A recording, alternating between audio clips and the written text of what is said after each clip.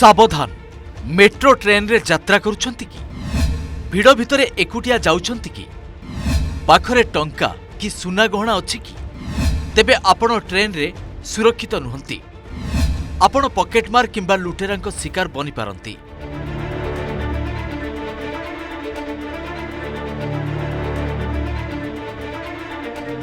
एमिति किछि कथा मनकु आसे जेतेबेले आपण मेट्रो ट्रेन रे यात्रा करुछंती।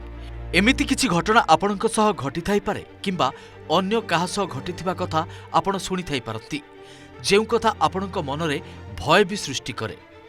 व्यस्त बहुल जीवन आ तारि भितरे मेट्रो ट्रेन रे यात्रा जेउठी लक्ष लक्ष लोक ट्रेन रे यात्रा करबा देखा दै थाए।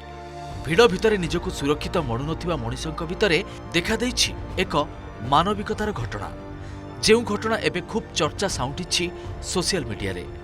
कथाटी को लोक माने भूरी भूरी प्रशंसा भी करुछंती। मेट्रो रे यात्रा करुथिबा जणे महिला एमिति घटनार मुख्य चरित्र।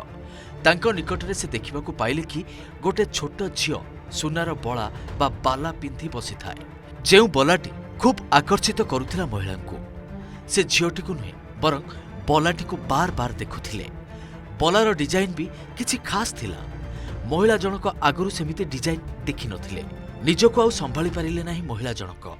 से सेही झियोटी को कहिले मु एहार फोटो नहीं पारिबि कि एही फोटो को मु सुना दुकान रे देखैबी। एही डिजाइन टी मते भारी भलो लागुछि। एतिकी कहिबा भितरे से किंतु भाबिले कि से झियोटी लाज करि पारे किंबा फोटो उठाइबाकू मना करि पारे। हेले हठात किछि ओलटा घटिला जहा महिला जनक केबे भाबि नथिले। झियोटी महिलांक कथा शुणी मुरुकी हस हसिला आउ बलाटी को हाथरू बाहर करी महिला को धराई देला।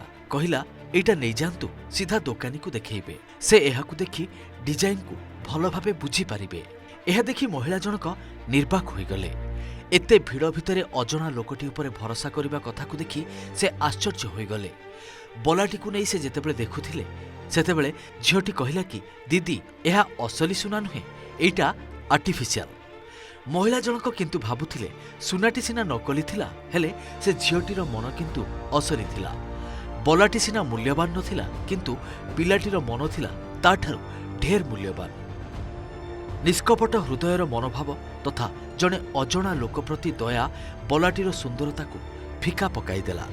सतरे मानविकता एबे भी बंचिछि भिन्न भिन्न मनिषक निकटरे।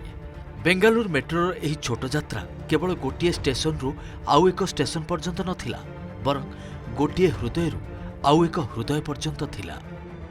Bureau report OTV.